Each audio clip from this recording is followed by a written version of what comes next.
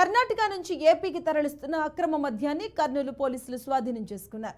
Mantralayam check post వద్ద తనిఖీలు చేసిన పోలీసులు కారులో అక్రమ మద్యం తరలిస్తున్నట్లు గుర్తించారు.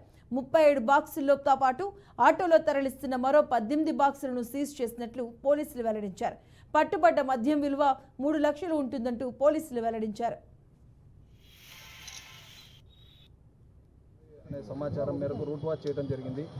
అందులో ఒక 4 వ్యక్తులను పట్టుకొని 37 మద్యం బాక్సులను స్వాధీనం చేసుకోవడం జరిగింది.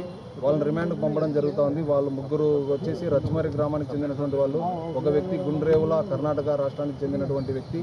ఇలా 4గురిని కూడా రిమాండ్కు పంపడం జరుగుతూ ఉంది.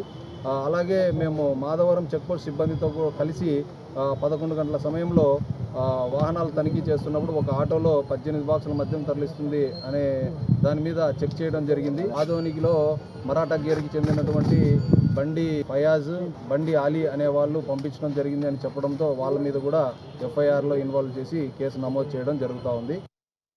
కారులో మద్యం